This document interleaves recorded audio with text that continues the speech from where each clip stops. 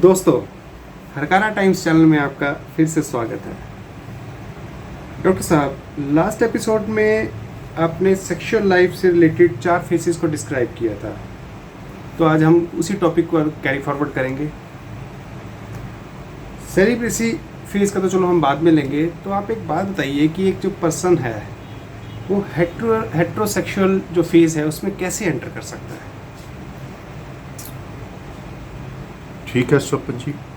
प्यारे दर्शकों, आप सबके बीच स्व प्रकाशमान ज्योत को डॉक्टर सांझ का प्रणाम। दर्शकों, ये जो 4 फेजेस हैं सेक्सुअल लाइफ के, autosexual phase, homosexual phase, heterosexual phase and last phase celibacy. In between homosexual and heterosexual is the phase of masturbation, which is the most important phase. ये जो पहले 2 फेजेस हैं, ऑटोसेक्सुअल फेज एंड होमोसेक्सुअल फेज, वैसे तो इस जीवन में हर चीज इन नेचुरल वे चल रही है, इवॉल्व हो रही है, विकास हो रहा है हर चीज का, कोई चीज खड़ोत में है ही नहीं। इस चेतना का, इस कॉन्शियसनेस का मेन करैक्टर ये है कि it is in a continuous flux, continuous flow, कहीं पे इसका ठहराव नहीं है। सिमिलरली बहुत से वर्तारे आते हैं, बहुत से कर्म किए जाते हैं, लेकिन ये जो फेजेस हैं जिसका हमने पहले मेंशन किया, ये अपने आप इन ए नेचुरल वे वो जो हमारा फ्लो है कॉन्शियसनेस का, एनर्जी का, उसके मुताबिक ये हर चीज़ आती है चली जाती है, आती है चली जाती है। भाव जो आया वो डिज़ोल्व हो गया, फिर नई बनतर हुई, फिर वो डिज़ोल्व हो गया। इसको हमने वेस्टर्न साइकोलॉजी में कम्प्लेक्सेस का नाम दिया है।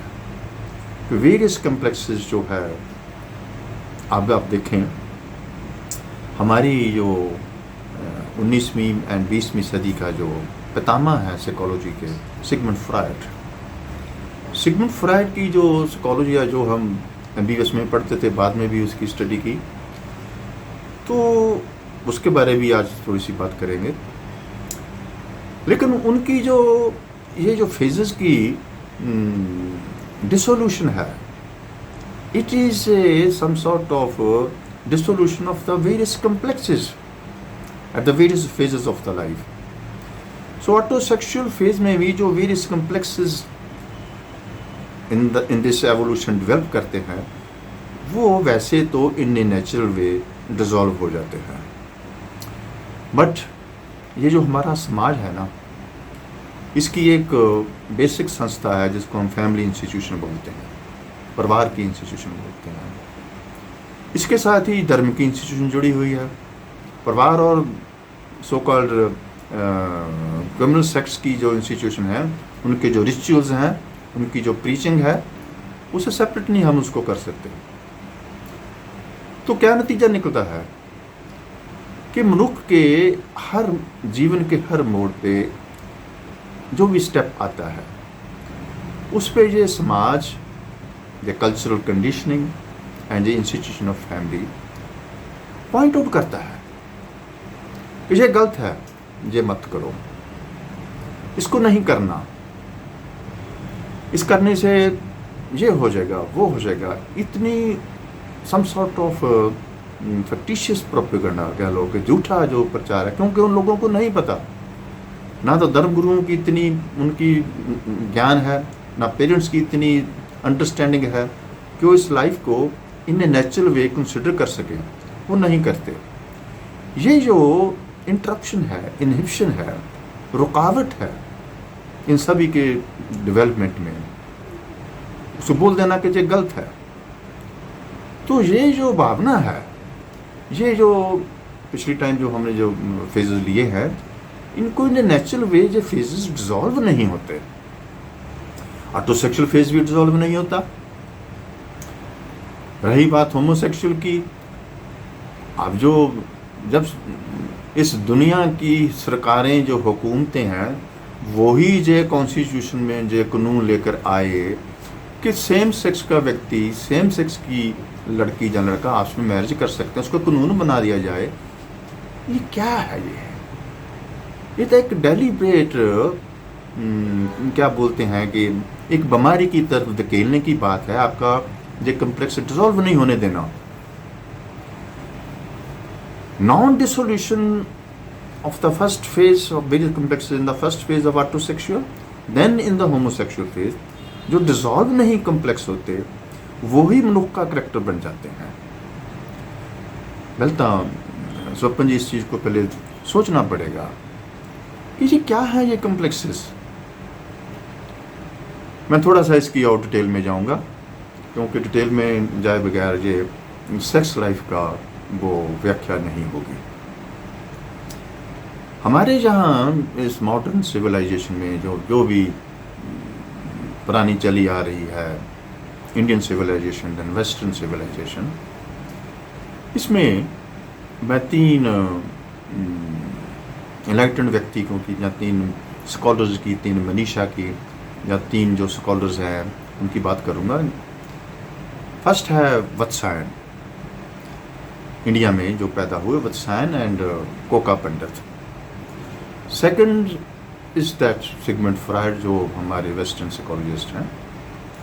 एंड थर्ड इज इस 20वीं सदी में हमारे जो एनलाइटेंड मास्टर, रेवोल्यूशनरी मास्टर हैं, आचार्य रजनीश और सतगुरु ओशो, उनकी बात करूँगा। इन तीनों के जो व्याख्या है वो वत्सायन की व्याख्या है up to the sex at the physical body level. Freud की व्याख्या है sex at the mental body level. And Osho ने इन दोनों के पार जाकर इस व्याख्या को और एलेबोरेट किया कि कैसे ये फिजिकल बॉडी का सेक्स एंड मेंटल बॉडी का सेक्स इससे पार है, कॉन्शियसनेस का सेक्स, कॉन्शियस बॉडी का सेक्स। पहले से तो फिजिकल जो मिलाप होता है, जो जस्ट लाइक एनिमल भी मिलते हैं। सेकंड जो फ्रायड जिसकी व्याख्या करते हैं वो माइंड की यूनिटी है। ये वत्सायन एंड फ्रायड, ये दोनों माइंड एंड बॉडी के पार नहीं जाते। लेकिन इस सेक्स को, इस प्यार को आधार बनाकर कैसे हम इवॉल्व करें, कैसे हम फिजिकल बॉडी से आगे जाएं, मेंटल बॉडी पर आपस में प्यार करें और उसके आगे जाएं, कॉन्शियस बॉडी में कैसे एंटर करें, that is the explanation by Satguru Osho. So it is a very unique thing. ये 3 तल, जिसको हम 3 तलों को प्यार के तल भी बोलते हैं, इसमें जो सबसे इम्पोर्टेंट फेज है that is the phase of the mind. और क्यों माइंड की जो 19वीं या 20वीं सदी में जो मॉडर्न साइकोलॉजी है, जिसको हम वेस्टर्न साइकोलॉजी बोलते हैं, that is revolves around the Sigmund Freud.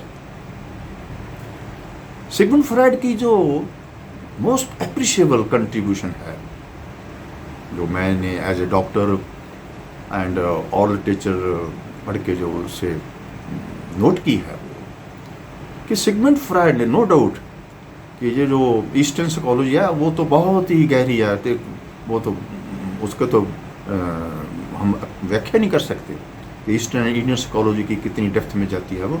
लेकिन फॉर द टाइम बिंग हमको एट प्रेजेंट समझना पड़ेगा कि वेस्टर्न साइकोलॉजी में सिगमंड फ्रायड की कंट्रीब्यूशन क्या है। क्योंकि सिगमंड फ्रायड बोलता है कि ये जो मैनकाइंड की जो साइकोलॉजिकल कंडीशंस, साइकोलॉजिकल प्रॉब्लम्स हैं, मेंटल प्रॉब्लम्स हैं, जो माइंड की प्रॉब्लम्स हैं, इनका सभी का जो बेस है वो सेक्स है, सेक्स डिज़ायर, सेक्स एनर्जी है। सिगमंड फ्रायड की जो एप्रिशिएबल कंट्रीब्यूशन है वो बोलता है कि एक तो ये लाइफ है जो हम जी रहे हैं, it is a conscious life, and इसको हम देख रहे हैं कि ये कॉन्शियस माइंड है। लेकिन उसकी जो ब्यूटीफुल देन है वो है search on the unconscious mind. अगर हम भारतीय दर्शन की ओर जाएंगे तो भारतीय दर्शन ने इस अनकॉन्शियस माइंड की जो व्याख्या की है वो तो हैरानीजनक है। उसकी व्याख्या और चीज़ पर चली जाएगी, लेकिन मैं जो टॉपिक है वो सेक्स पर ही रखना चाहता हूँ। सिगमंड फ्रायड की जो खोज है, द सर्च ऑन द अचेतन मन, अनकॉन्शियस माइंड, वो बोलता है कि ये जो हम कॉन्शियस माइंड के साथ ये जीवन व्यतीत कर रहे हैं, ये इतना क्या है, जितना का बर्फ का एक टुकड़ा पानी में डालो तो 9 टाइम्स उसका जो पार्ट है वो पानी में डूबा रहता है, एक पार्ट जो दिखाई देता है वो ऊपर होता है, सतह के पानी की सतह के ऊपर होता है। जो एक हिस्सा है वो कॉन्शियस माइंड है। 9 times more powerful unconscious mind नीचे पड़ा है। ये जो अचेतन माइंड है, अनकॉन्शियस माइंड है, ये इतना पावरफुल है। क्यों इतना पावरफुल है कि इस unconscious mind is a store house of all the emotions and repressed emotions, and जो कुछ भी आप जीवन में कर सकते थे वो नहीं किया वो भी, एंड जो कुछ प्रीवियस लाइफ्स की जो साइकोलॉजिकल इम्प्रेशंस हैं। आप एनिमल किंगडम में क्या थे, जब बोटेनिकल किंगडम में क्या थे, जहाँ जो स्टोन एज थी उसमें क्या थे, जो भी आपकी ये एक एवोल्यूशनरी प्रोसेस की लड़ी है, उसमें जो भी साइकोलॉजिकल इम्प्रेशंस हैं वो सारे के सारे इस अनकॉन्शियस माइंड के स्टोर हाउस में पड़े हैं। उसमें सबसे बड़ा जो इस जीवन का जो रिप्रेस्ड इमोशंस हैं, अब आजकल तो जो मॉडर्नाइजेशन आई है, मॉडर्नाइजेशन में हमें इतना रिप्रेस्ड एनिमल बना दिया कि हम टीचर है टीचर के सामने चुप हैं, बॉस है बॉस के सामने चुप हैं, घर में चुप हैं, इतना हर वक्त इतनी हम संकोच करते हैं बोलने में, एक्शंस में। फिर भी गलतियां होती हैं, लेकिन वो जो रिप्रेस्ड इमोशंस हैं, हंसना चाहते हैं हंस नहीं सकते, रोना चाहते हैं रो नहीं सकते, किसी चीज़ को सेलिब्रेट करना चाहते हैं उसमें भी इनहिबिशन आ जाती है।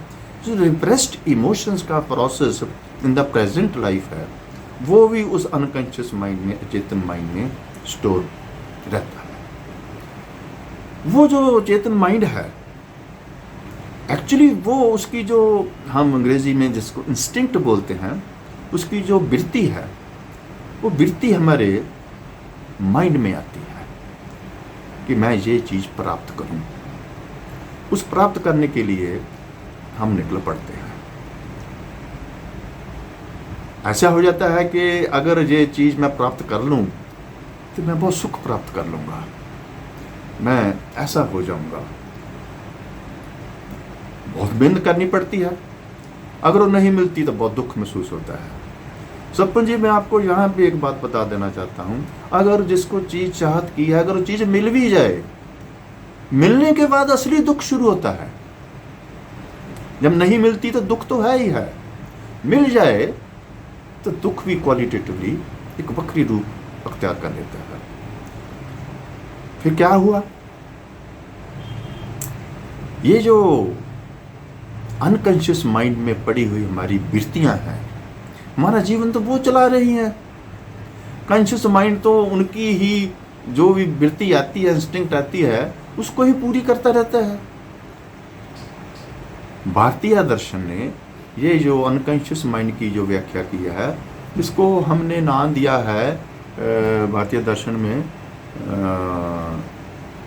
दक्षिणायन, साउथवर्ड्स, नीचे की तरफ जाना, उत्तरायण, ऊपर जाना। वो उत्तरायण की जो व्याख्या है वो हमारे सुपर कॉन्शियस माइंड की व्याख्या है। ये जो अनकॉन्शियस की व्याख्या है, ये हमारे नीचे की व्याख्या है। जैसे अगर हम हमारे भारतीय दर्शन में इस बॉडी की जब व्याख्या की है तो वो बताते हैं कि हमारा जो सेक्स सेंटर है, ये जो काम केंद्र है, जिसको हमने चक्र का नाम दिया मूलाधार चक्र, मूलाधार चक्र को हमने काम सेंटर बोला है। बेसिकली मूलाधार इज नॉट ए चक्र, मूलाधार इज ए सेंटर।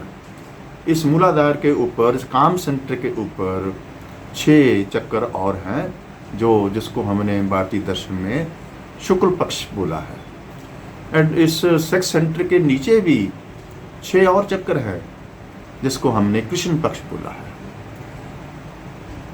बहुत व्याख्या इसकी मैं नहीं करूँगा, बस इतना हो जाए कि ये जो शीतल शुक्ल पक्ष है वे इसी के कारण ही ये पूर्णिमा का जो चंद्रमा है, चांद है, उसकी जो रोशनी है, वे शीतल शुक्ल पक्ष में उसकी व्याख्या की डिटेल है कि जब सुपर कॉन्शियस माइंड में मनुष्य इवॉल्व करता है तो शीतल शुक्ल पक्ष में प्रवेश करता है।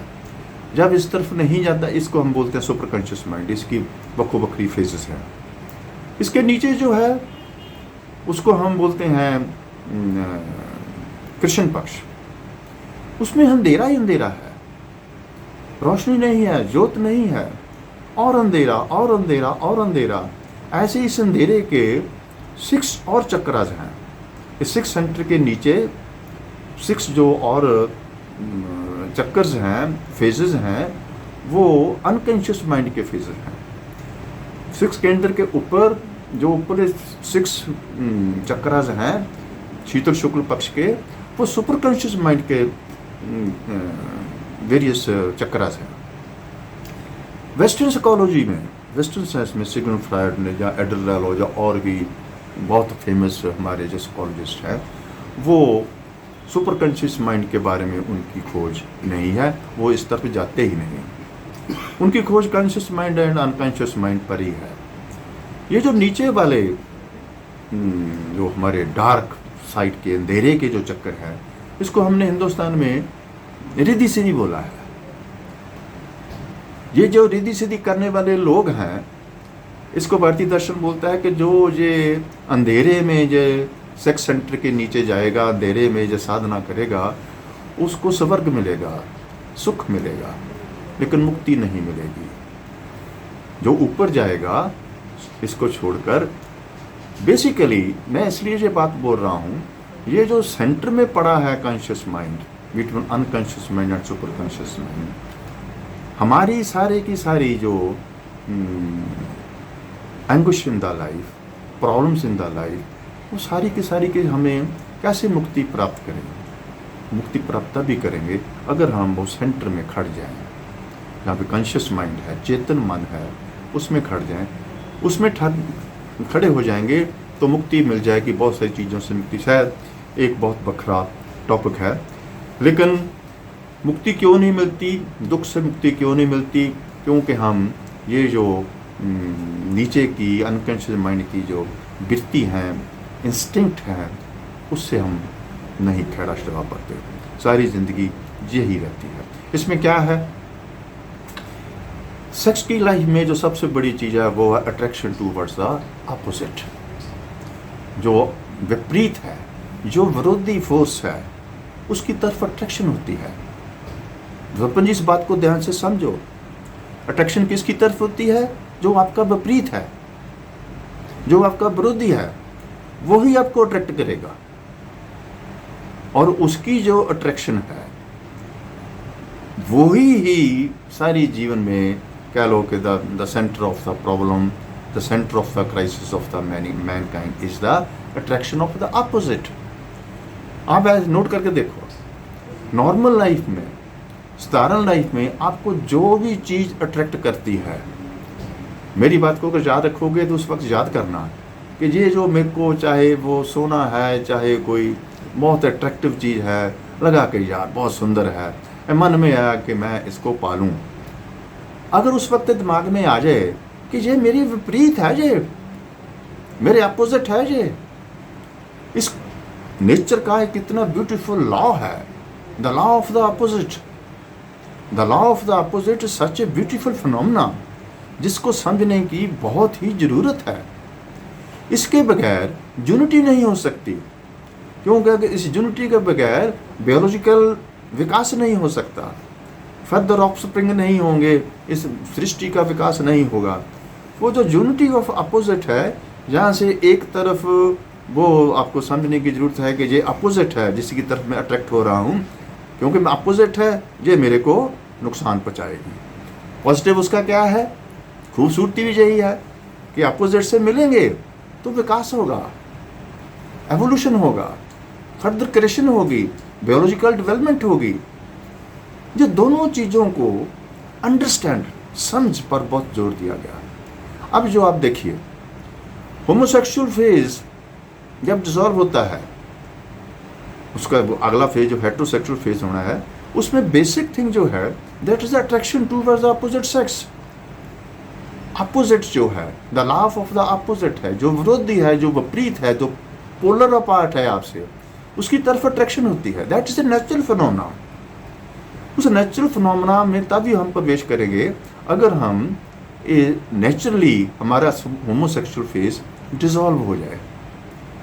जो हमने पहले बात की कि लेस्बियनिज्म एंड होमोसेक्सुअलिटी का जो डिजीज है, उस डिजीज का मुख्य कारण ही ये है कि attraction towards the other pole, attraction towards the opposite is not there.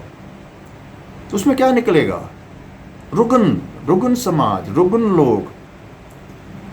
प्यार की तो बात ही छोड़ो।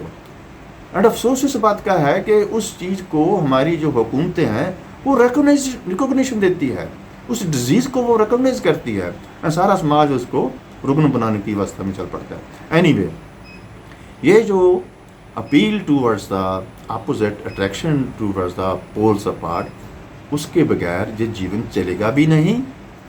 फिर क्या किया जाए? विषय बहुत लंबा हो जाएगा। वही मैं बात की कि हमको एक समझ होनी चाहिए कि this is the super conscious mind, this is the unconscious mind. इन दोनों के विचकार एक तराजू का जैसे वो कांटा होता है, वो है कॉन्शियस माइंड। आज सुबह मैं जब थोड़ा सा डाइनिंग टेबल गया तो एक मंजी साहब गुरुद्वारा से कथा हो रही थी। तो वो कथा करने वाले, मेरा ख्याल है कि मैंने नाम भूल गया, पिंदरजीत सिंह ऐसा कोई नाम है, वो गुरबाणी से कुछ जागो रे मन, मेरा ख्याल जागो रे मन, मैं भूल गया हूँ, पर गुरु तेग बहादुर जी की बाणी से है, जहाँ गुरबाणी से है जागो रे मन, उसकी वो थोड़ी सी वो व्याख्या कर रहे थे। तो मेरे को ख्याल आ गया कि जागो शब्द जो है सारे का सारा भारतीय सनातन दर्शन इस पे खड़ा है, जागरण पे, अवेयरनेस पे, अलर्टनेस पे। लेकिन वो व्याख्या कुछ और कर रहे थे जागो की। मैं सोच रहा था कि जागो की व्याख्या तो साक्षी भाव को पैदा करना ही जागो की व्याख्या है। वो साक्षी भाव को तुझे बोल नहीं रहे। एनीवे, उसमें हमने क्यों जाना। लेकिन ये जो जागने की हमारी आदेश है, उपदेश है हमारे भारतीय दर्शन का कि जागो, अलर्ट हो, होशमयी हो, जागो रे मन। क्यों जागो रे मन? ताकि जो हम जान सकें कि ये सुपर कॉन्शियस माइंड का क्या खेल तमाशा है, ये अनकॉन्शियस माइंड का ये क्या खेल तमाशा है, एंड इन दोनों के जो बीच है उसमें कैसे आए, उसको वहां लाने के लिए महाराज ये जागरण है, जागना। हमारी जो बातचीत हो रही है वो हो रही है सेक्स प्रॉब्लम पे। सेक्स प्रॉब्लम इन ए वे, अगर हमारी थोड़ी सी जो हम बातें कर रहे हैं, it is to develop the understanding. पहले तो अंडरस्टैंडिंग तो होना कि सेक्स प्रॉब्लम कहाँ है, सेक्स एनर्जी कहाँ है। बहुत से विषय हैं सबको नहीं हमने जो डिस्कशन करनी है, उसमें मैं आपको बता देना चाहता हूँ, ये जो सेक्स एनर्जी है, it is a byproduct of the, it is a bioenergy, it's a byproduct of the interaction of the various elements of the प्रकृति। प्रकृति के जो एलिमेंट्स हैं जिससे हमारा ये शरीर बना है, जैसे हमारे जो पृथ्वी है, पानी है, अग्नि है, वायु है, एंड जो स्काई है, इन सभी से जो हमारा शरीर बना है, इन एलिमेंट के कुछ गुना हैं, कुछ दोष हैं, कुछ जैसे राजतम सत्य है, वात पित्त कफ है। इन सारी की जो इंटरेक्शन है उसमें से क्या निकला? उसमें से जो निकलता है, ये जो टोटल हमारी प्रकृति के इंटरेक्शन में जो हमारी क्रिएटिविटी है, जो हमारी क्रिएशन है, जो भी चीज़ बनती है वो इसी से ही निकलती है। तो भाई ये जो हमारे बॉडी के वेरियस ऑर्गन्स हैं, इन ऑर्गन्स में एक ऑर्गन रिप्रोडक्टिव ऑर्गन्स भी है, ब्रेन है, हार्ट है, सारे के सारे ऑर्गन है, किडनी है, बहुत सी ग्लैंड्स हैं, इसमें एक रिप्रोडक्टिव ऑर्गन्स भी है। प्रकृति के इन तत्वों का जो आपसी इंटरेक्शन है, उसमें से इतनी ग्लैंड्स हैं जो पार्ट प्ले करती हैं, जो एंजाइम सिक्रीट करती हैं, जो हार्मोन सिक्रीट करती हैं, उनकी कोई प्लेस है, उनका कुछ स्थान है इस बॉडी में। जैसे जैसे हम अच्छी एनर्जी लेते हैं, जवानी हम उठते हैं, जवानी चलती है, तो अच्छी खुराक खाते हैं, तो सारी की सारी बॉडी एक सेंस ऑफ वेलबींग आती है। क्योंकि ये जो हार्मोन्स हैं, ये जो इंजाइम्स हैं, वक्र वक्र ऑर्गन में जो एकत्र होते हैं, वो अपना केमिकल फंक्शन करते हैं, उस पर ये बॉडी चलती है। सिमिलरली ये जो सेक्स है, और अभी बात मैं बाद में करूँगा इस पर, सेलिबेसी की बात थोड़ी मैं कर लूँ क्योंकि थोड़ा सा बात क्लियर हो जाएगी। उसको हमने बोला कि भी इसको जो ब्रह्मचार्य अगर अडॉप्ट करना है, ब्रह्मचार्य की डेफिनेशन और है। मेरी जांच ब्रह्मचार्य की डेफिनेशन नहीं है कि ये जो डिस्चार्ज हो जाता है इसको ज़बरदस्ती ढकना, इट इज़ नॉट ब्रह्मचार्य। इसको आप ढक ही नहीं सकते। क्यों नहीं इसको स्टॉप कर सकते इस डिस्चार्ज को? क्योंकि it is A material production, एक बायोलॉजिकल फिनोमेना है जिसमें कुछ ऑर्गन्स को सिक्रीशंस पैदा करते हैं, उस सिक्रीशन से फर्दर प्रोसेस चलता है। वो सिक्रीशन जो है वो मटीरियल है। ये जो सीमेन है एक मटीरियल है, ये जो है तो लिक्विड ही है ना, इसमें बहुत सी चीज़ें हैं, लेकिन है तो वे मैटर ना। इस मैटर को इसकी प्रोडक्शन होती है, जवानी में ज़्यादा होती है। अच्छी खुराक खाते हैं तो इसकी और अच्छी प्रोडक्शन होती है। वो सारे के साथ उसमें जुड़े हुए जो हार्मोन्स एंड एंजाइम्स हैं वो इस बॉडी को पूरी तरह तंदुरुस्त रखते हैं। लेकिन ये जो मटीरियल प्रोडक्शन है इसको आप कैसे बदल दोगे? रिप्रेशन से? नो। चलो एक वक्रा फिनोमेना है, इसको हम अगली एक दो बार फिर लेंगे। मैं इसकी सिर्फ इंट्रोडक्शन दी है। क्यों इंट्रोडक्शन दी है? कि हमारे यहाँ एक बहुत ही गलत धारणा बना दी गई कि ये जो सिक्रीशंस हैं सीमन की, इसका डिस्चार्ज डेंजरस है। जय स्वप्न जी वैसे ही डेंजरस है जैसे यही लोग बोलते थे कि ये मास्टरबेशन डेंजरस है। जब ये बोल दिया कि ये डेंजरस है, ये गलत है, यही शब्द मनुष्य को साइकोलॉजिकली सिक बना देता है। जब होता है वो हो यार ये तो शक्ति लूज हो गई, मास्टरबेशन करते हैं तो शक्ति लूज हो गई। मेरे को एक बात बताइए, जवानी में जब ताजी मैरिज होती है, अगर आप मास्टरबेशन करते हैं तो आपने गुनाह कर दिया। अगर दिन में 5 बार इंटरकोर्स कर लिया, उसमें नहीं आप ये एनर्जी वेस्ट होती? नहीं होती, क्योंकि साइकोलॉजिकली हम जानते हैं कि नहीं ये ठीक है। वो बोल दिया एल्डर्स ने कि ये गलत है। अभी ऐसे ही सेलिबेसी में बोल दिया कि डिस्चार्ज हो गया, ये गलत है। ये जो किसी के ऊपर जो बोलना कि ये गलत है, उस पर एक हीन भावना का, अपराध भावना का ऐसे कम्प्लेक्स बन जाता है। मैं तो बोलता हूँ इसी से ही मनुष्य नहीं निकलता। जो सेक्स की सारी प्रॉब्लम्स हैं इस गलत धारणा से कि मैंने कुछ पाप कर लिया। कौन सा पाप कर लिया? इसे नेचुरल फिनोमेना, नेचुरली हर चीज़ चल रही है। तो उसमें सिर्फ क्या चाहिए? उसमें चाहिए आपकी first is understanding, second is इसकी अनुभूति, इसका एक्सपीरियंस करोगे तो सुपर कॉन्शियस माइंड भी समझ आ जाएगी एंड इसका अनकॉन्शियस माइंड की समझ आ जाएगी। अलर्टनेस, होश आ जाए, अनुभूति हो जाए। समझ, फर्स्ट इज समझ, अंडरस्टैंडिंग जो मैं बोल रहा हूँ, सेकंड इज होश, alertness, awareness, and third is अनुभूति, अनुभवता। जो तीनों चीज़ों हमें से समाज की कंडीशन नहीं होने देती। नतीजा क्या निकलता है? जो हम प्रॉब्लम्स ठीक करते हैं इस जगत में, व्यापारी बन गए, लोगों को व्याग्रह खिला के उनका ऐसा सत्यानाश कर दिया उनकी सेहत का। जितनियाँ हम लोगों ने, एलोपैथी के डॉक्टर्स ने बीमारियाँ दी हैं इस मैनकाइंड को, सारे का सारा वेस्ट एंड सारे का सारा आता ईस्ट भी वेस्ट ही है। मैं तो हैरान होता हूँ, इतने साइड इफेक्ट है इस साल्ट के, सिडनाफिल के and Viagra and type related drugs के, तो लोग खा रहे हैं, अपनी बॉडी के साथ इतना अन्याय कर रहे हैं। सो एक ऐसा हमारा ये जो टॉपिक स्वप्न जी आपने छेड़ा है, इसको हम आगे लेकर चलेंगे, धीरे धीरे चलाएंगे। एक सबसे बड़ी जो प्रॉब्लम है वो हम नेक्स्ट टाइम डिस्कस करेंगे कि ये जो हम बोलते हैं कि women is a monogamous and man is a पॉलीगेमस, क्या फ़र्क है? कैसे मैन कैसे पॉलीगेमस है, वुमेन कैसे मोनोगेमस है? इस सवाल को स्वप्न याद रखना। अगली बार हम यहीं पे टॉपिक शुरू करेंगे, बाकी तो सिलसिला ये चलता रहेगा। सो एक बार फिर आपके सबके भीतर से प्रकाश में ज्योत को डॉक्टर सोच का प्रणाम। धन्यवाद डॉक्टर साहब। और दोस्तों, अगर ये वीडियो पसंद आए तो इसको लाइक, सब्सक्राइब और शेयर ज़रूर कीजिए।